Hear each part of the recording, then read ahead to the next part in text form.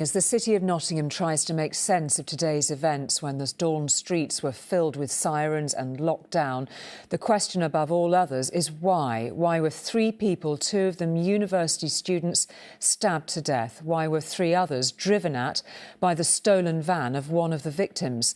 Questions police will surely be asking a 31-year-old man arrested on suspicion of murder. One of the young victims, tonight named as Barnaby Webber, was described as a funny, kind man who was walking home from a night out when he was seemingly randomly attacked.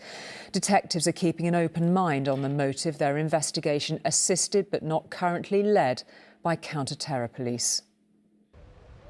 In the middle of the road, discarded paramedics' equipment marks the place where a terrifying few hours began. The place where 2 university students were stabbed to death while coming home from a night out.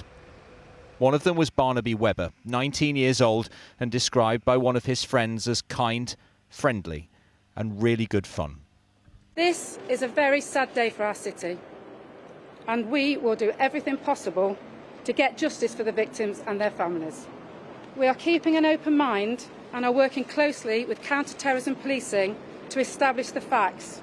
My thoughts are with all the families affected by this horrific incident, and we are working extremely hard to try and understand exactly what has happened.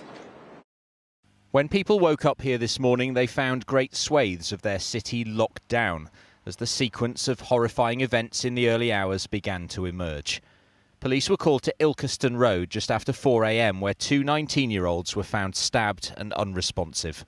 A man was also found dead on Magdala Road.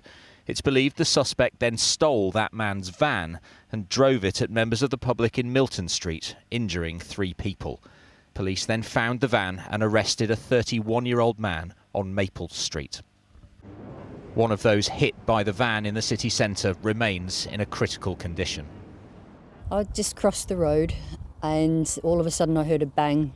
Frances was on her way to work and rushed to help. We saw the male had head injuries, so the police stopped and was helping him, and then there was a lady on the ground, so I just helped her. The van, with its front end dented and its windscreen smashed, ended its journey in a residential street. The residents woken by a man being tasered before being arrested. By lunchtime, armed police were carrying out raids. This is very scary. Those who'd broken into this house were counter-terrorist specialist firearms officers. This raid has been taken place not far from where the police cordoned off the road after those 2 people were found dead at 4 o'clock this morning. It is just a couple of hundred yards to where armed police have gone into this house. Officers have reassured people here they're not looking for anyone else. As people came together this evening to remember the victims. Students among those leaving flowers at a vigil.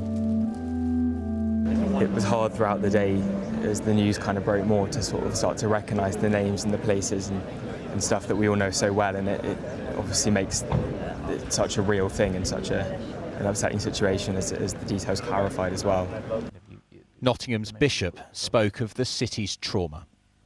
All loss of life is tragic. I think students make an enormous contribution to this city and our universities, and I am desperately sad for our universities and for many of the young people who bring so much to Nottingham, and I think today we grieve with them. But this is a city and a community desperate for answers, not least to why this happened. A day of tragedy with no conceivable explanation. Ben Chapman, News at 10, Nottingham.